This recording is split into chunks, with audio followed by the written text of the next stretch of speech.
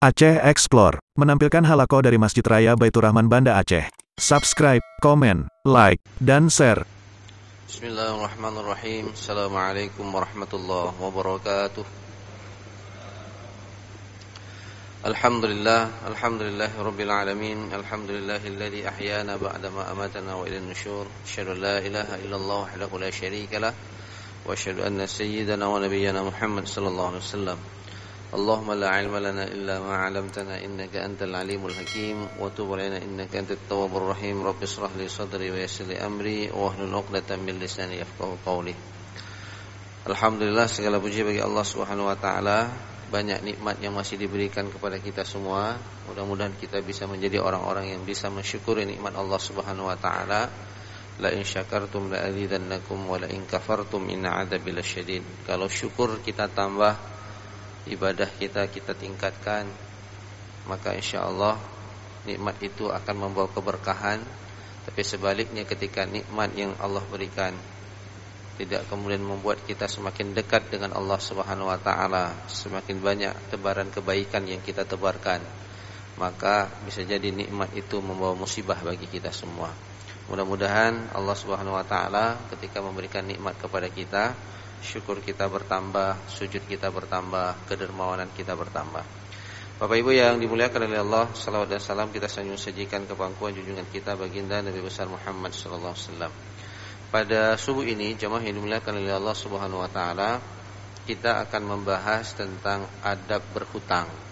Kalau kemarin beberapa waktu yang lalu kita ada melakukan kajian kaitan tentang kedudukan hutang piutang di dalam Islam, maka pada subuh ini secara spesifik kita akan bahas tentang adab berhutang.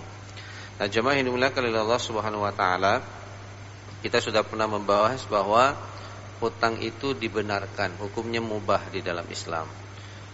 Di dalam Al-Qur'an dan di dalam hadis, Allah Subhanahu wa taala menjelaskan bahwa hutang piutang yang dilakukan itu tujuannya untuk menolong di antara sesama kaum muslimin.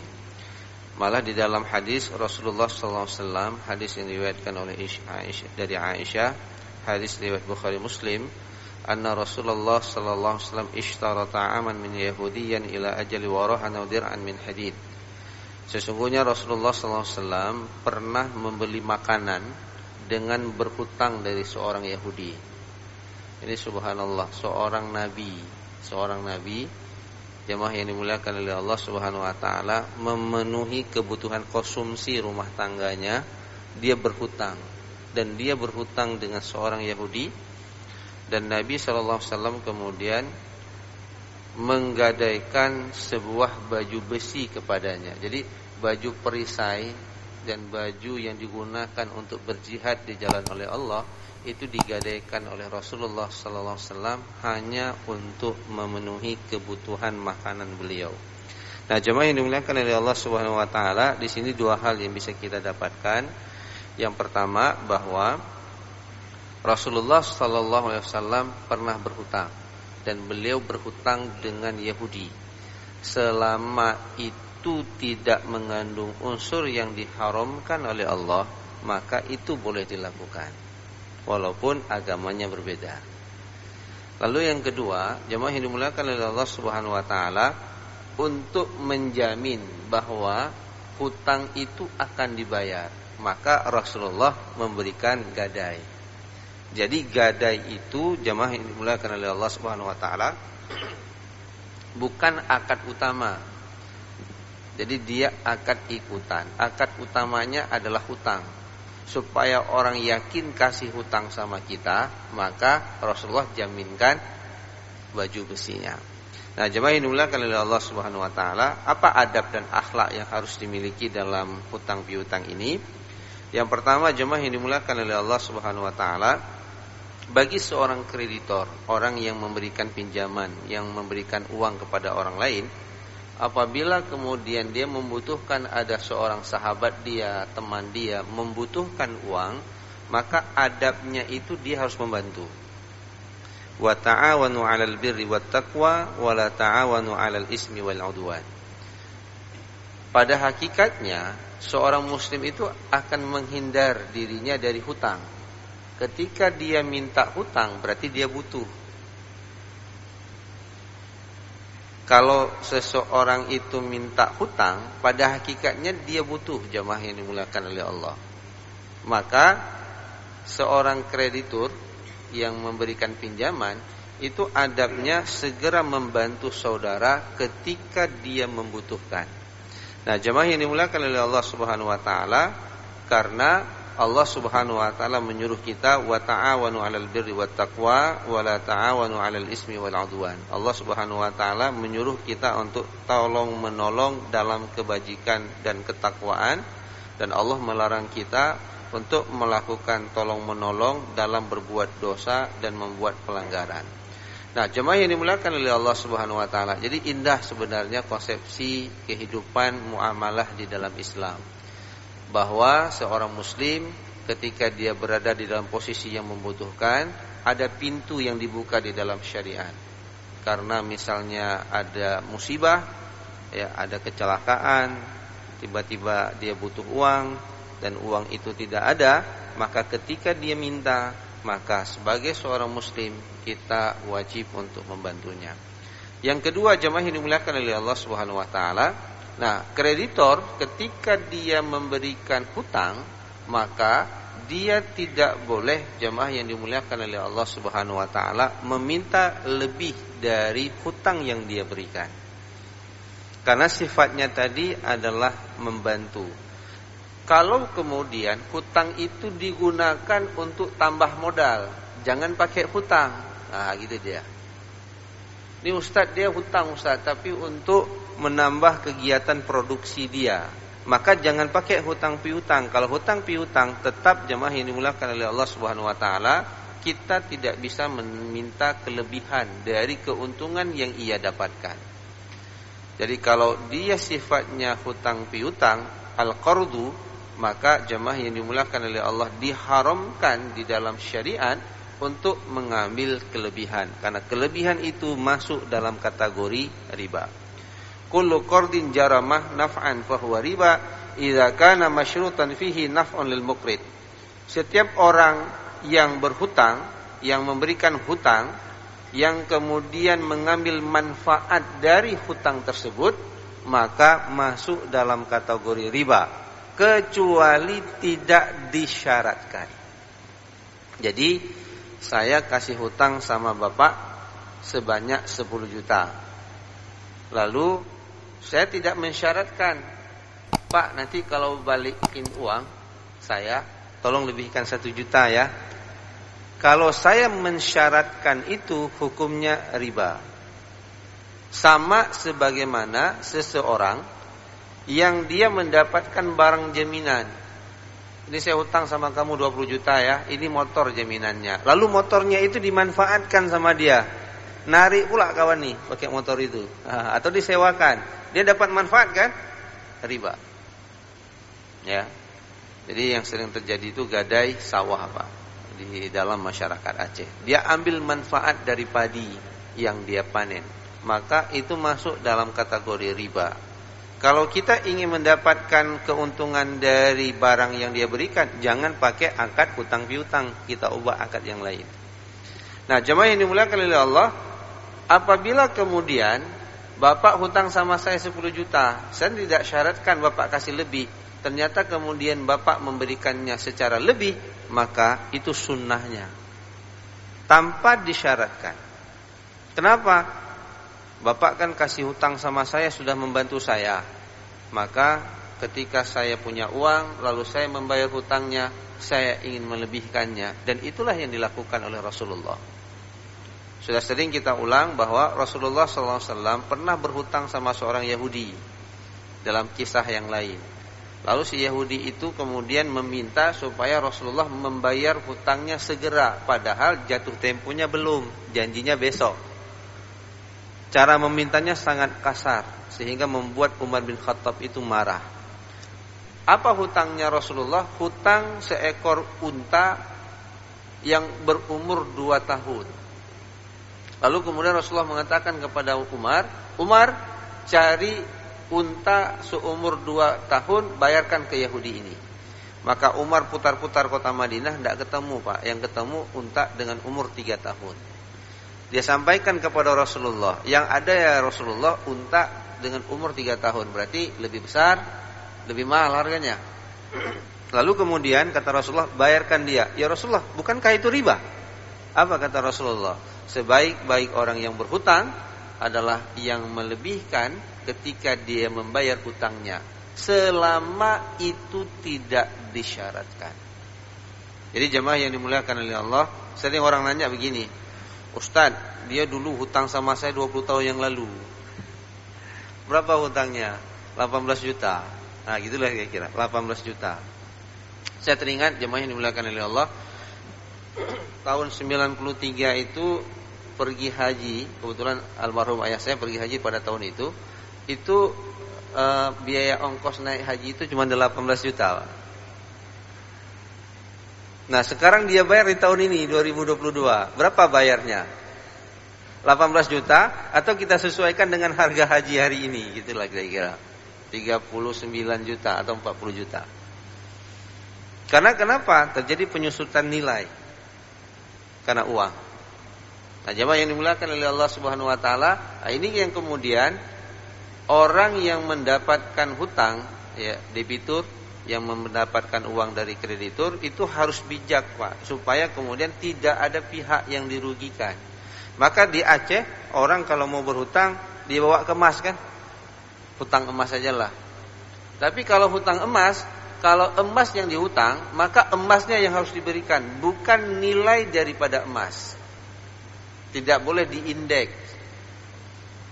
Saya takut nih, kalau saya kasih hutang sama bapak 20 juta, nanti 20 juta hari ini, kalau pada masa Rasulullah itu satu dinar itu bisa membeli 1 ekor kambing, Pak. Sampai hari ini 1 dinar itu bisa membelikan 1 ekor kambing. Tapi uangnya berubah dari sisi mata uangnya. 1 dinar itu 4,25 gram emas. 4,25 gram emas. Hari ini 1 mayam mungkin sekitar 2,9 juta. 1 mayam kan? 1 mayam itu 3,33, Pak. Berarti masih ada 0, sekian lagi. Nah, kita bilanglah berarti 1 dinar itu kalau kita uangkan ke dalam uang rupiah, ya sekitar 3,5 juta. Kurban hari ini 2,5 juta kebanyakan di semua masjid kan. Kalau beli kambing masih dapat. Jadi kambing harga pada masa Rasulullah dengan kambing hari ini, apabila kita beli dengan uang dinar sama harganya, Pak. Tapi kalau kita beli dengan uang rupiah, dulu harga kambing 700.000, sekarang sudah 3 juta. Nah, jemaah yang dimuliakan oleh Allah Subhanahu wa taala, jadi terjadi penurunan nilai. Kalau diindeks, nah kalau hutang piutang, maka kalau dia pinjam emas, hutang emas, kembalikan emas. Berapa mayam? 20 mayam. Oke, 2 tahun kemudian kita kembalikan 20 mayam. Tapi 20 mayam 2 tahun kemudian sudah terjadi kenaikan. Itu tidak ada urusan. Yang saya hutangkan adalah emas, bukan nilai uang.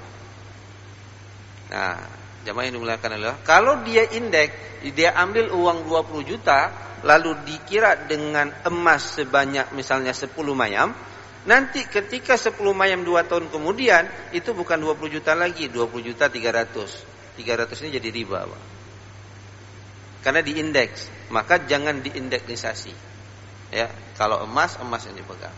Nah, kemudian jemaah yang dimuliakan oleh Allah Subhanahu wa taala, ini adab yang kemudian harus dipenuhi oleh seorang kreditur. Nah, bagaimana kemudian adab bagi seorang yang meminjam ataupun debitur? Jemaah yang dimuliakan oleh Allah Subhanahu wa taala, ini penting bahwa ketika kita berhutang, jemaah yang dimuliakan oleh Allah Subhanahu wa taala, kita bisa memastikan bahwa hutang itu terbayar. Jangan suka-suka hutang, pokoknya hutang.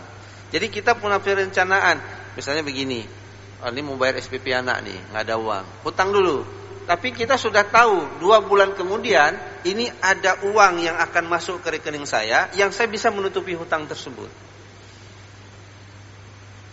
Ini yang banyak terjadi dalam masyarakat, memang hutang dan sengaja tidak bayar. Ini yang jadi masalah. Dia niat berhutang memang, ini hutang. Memang niatnya memang nggak bayar. Nah, ini yang kemudian jemaah yang dimuliakan Allah tidak dibenarkan di dalam syariat. Jadi kita dibenarkan untuk berhutang, tapi kita punya perencanaan. Insya Allah 3 tahun, 2 tahun, atau berapa bulan kemudian saya akan mampu untuk membayar hutang. Nah, jemaah yang dimuliakan oleh Allah Subhanahu Wa Taala. Dan yang terakhir, ya, adab kita untuk menekan ini bagi seorang debitur, jemaah yang dimuliakan oleh Allah Subhanahu Wa Taala. Supaya kita kemudian tidak mudah untuk berhutang, maka penuhilah kebutuhan kehidupan kita secara sederhana. Jangan berlebih-lebihan. Ya. Jangan ikut tren, model, perkembangan dunia. Tapi penuhi kebutuhan kita secara sederhana. Inilah yang dipesankan oleh Rasulullah SAW, para sahabat dan salafus saleh.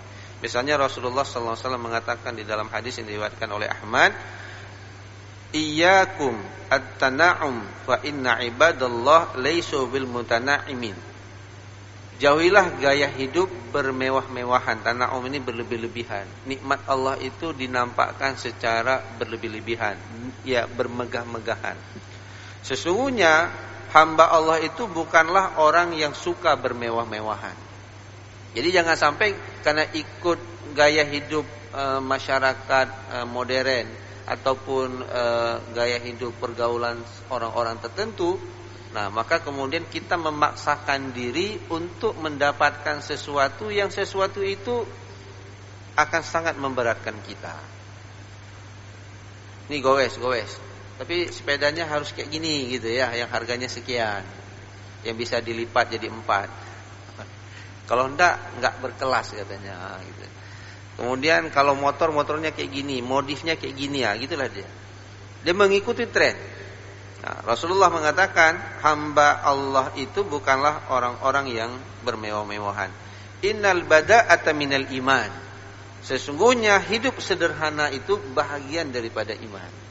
Jadi jemaah yang dimuliakan oleh Allah Subhanahu Wa Taala, hidup secara sederhana itu bukan kemudian menurunkan kelas kita, tidak. Akan tetapi itu bahagian dari tuntutan iman supaya kemudian kita tidak menjadi orang yang terjerat dengan hutang. Jadi kalau kita ingin memenuhi kebutuhan kendaraan, ingin memenuhi kebutuhan rumah, itu direncanakan secara baik, ya, sesuai dengan pendapatan yang kita dapatkan. Jangan kemudian kita terjerat dengan hutang. Allah Subhanahu Wa Taala juga mengatakan di dalam Al-Quran, "Wala tubadzir tabdzira, innal mubadzirina kanu ikhwana syayatin." Janganlah kamu menghambur-hamburkan hartamu secara boros, karena sesungguhnya pemborosan itu adalah perbuatan syaitan. Nah, yang terakhir jemaah yang dimuliakan oleh Allah, ada pesan Rasulullah. Ini menarik pesannya. Innallaha yardha lakum salasan wa yakrahu lakum salasan. Allah itu ridha dengan 3 perbuatan, dan Allah itu benci dengan 3 perbuatan yang kamu lakukan.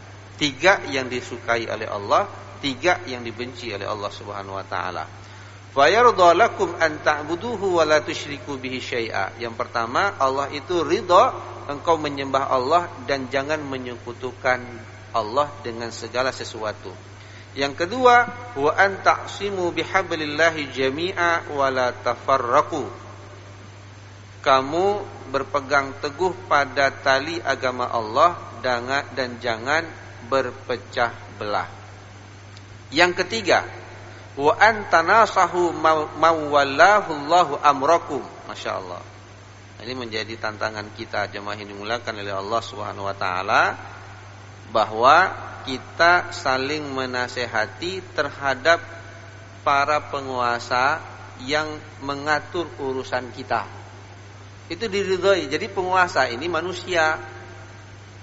Jangan kita benci, tapi kalau dia salah kita kasih nasihat. Maka memberikan nasihat kepada seorang penguasa yang mengurusi urusan kita, itu sesuatu yang diridhoi oleh Allah Subhanahu Wa Taala. Karena ada orang, janganlah jadi penguasa atau pemimpin, ya, atau gubernur atau wali kota, yang politiknya nanti jauh dari Allah.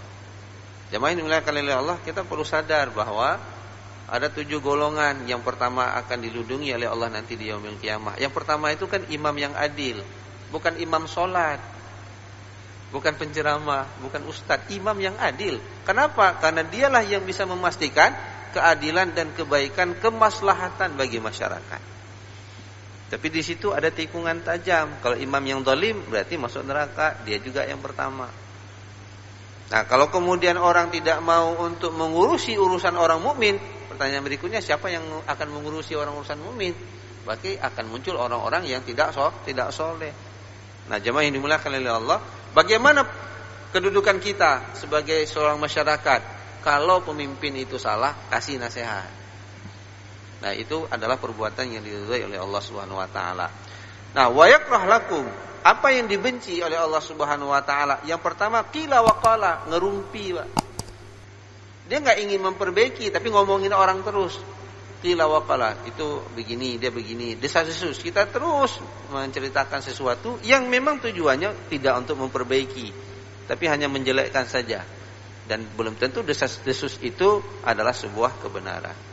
Wa kasratus su'al, banyak tanya. Contoh sederhana ini kadang-kadang sering kita kan lewat di rumah orang, "Mak, gede kali rumahnya." Ini dari Pat Penggi. Ditanya sama kawan dia juga enggak tahu ini rumah siapa. Ini pasti uang korupsi. Nah, apa-apa deh. Itu kasratus su'al, pertanyaan yang enggak penting untuk ditanyakan. Tiba-tiba kita lihat mobilnya mewah kali ini. Ini pasti dia ngambil uang negara nih. Nah, gitu. Padahal kita tidak perlu untuk menanyakan itu. Dan ini sesuatu yang dibenci, yang tidak disukai oleh Allah Subhanahu wa taala. Dan yang ketiga yang kaitannya dengan kajian kita, wa idha'atul mal, yaitu orang yang membuang-buang harta. Jadi sesuatu yang tidak bermanfaat, tidak yang dipakai sekali langsung dibuang, ya, itu tidak disukai oleh Allah Subhanahu wa taala. Jadi jemaah yang dimuliakan oleh Allah Subhanahu wa taala, inilah kemudian adab berhutang, baik kepada mereka yang memberikan pinjaman, yang kasih hutang, maupun kemudian kepada kita yang meminjam. Nah, jemaah yang dimuliakan oleh Allah, ingat kemarin kita sudah bahas, apabila kita tidak membayar hutang, maka akan tergantung kehidupan dan amal soleh kita sampai di yaumil kiamat. Saya sering, jemaah yang dimuliakan oleh Allah, kalau diminta untuk melakukan pelepasan jenazah, kalau sering kadang-kadang kita dengar, bapak-bapak, ibu-ibu, kalau ada hutang mayat ini kepada bapak-bapak, yang bapak-bapak ibu bisa memaafkan, bisa enggak dimaafkan? Kalau bisa, alhamdulillah. Kalau tidak bisa, keluarga sudah siap untuk menggantikan hutang bapak. Tapi jarang dibilang, bapak-bapak, ibu-ibu yang hadir di sini, yang ada hutang sama mayat, tolong dibayar. Kenapa? Kalau keluarga minta sama bapak, bapak masih hidup kan, masih bisa ikhlaskan. Tapi kalau si mayat gimana? Kan nggak mungkin dia bilang, saya ikhlaskan kalian semua nggak bayar hutang saya. Enggak, Pak, hutang itu kemudian menjadi warisan. Pas kita ingin bayar, kita nggak punya uang, lalu kita datang, "Pak, tolong ikhlaskan." Datang si abang, ini ada kasus, Pak, di salah satu kabupaten kota, keluarganya minta jumpa dengan saya, ketemu. Jadi abangnya ini yang paling tua itu sudah memaafkan hutang orang yang tidak lagi dibayar untuk bapaknya karena ada hubungan. Teman dekat bapaknya, ternyata ada hutang, jumlahnya banyak, Pak. Hampir 1 miliar. Lalu ya karena abangnya merasa sejak kecil teman bapaknya ini ada apa, balas budi lah, balas jasa, udahlah Pak, kami ikhlaskan. Beberapa tahun kemudian adiknya tahu. Adiknya tidak setuju, Pak. Pertanyaannya, uang 1 miliar setelah bapaknya meninggal itu kan menjadi harta warisan. Harta warisan harus dibagi oleh kepada si pewaris. Ternyata kan anaknya ada beberapa. Abangnya setuju, yang lain tidak setuju. Jadi masalah, Pak. Yang teman bapaknya mengatakan, kan sudah dimaafkan. Abang yang maafkan, saya kan enggak maafkan. Saya minta jatah saya. Jadi masalah, Pak. Jadi jamaah yang dimuliakan oleh Allah Subhanahu wa taala, jadi pada hakikatnya kalau kita berhutang, yakinlah bahwa kita punya kemampuan untuk membayar. Kalau enggak, jamaah yang dimuliakan oleh Allah, maka kita kelola sesuai dengan apa yang kita miliki. Lalu jamaah yang dimuliakan oleh Allah Subhanahu wa taala, Termasuk dari adab nantinya memang ketika berhutang tolong dicatat dan diberitahukan kepada ahli waris. Hadanallahu wa iyyakum ajmain. Assalamualaikum warahmatullahi wabarakatuh.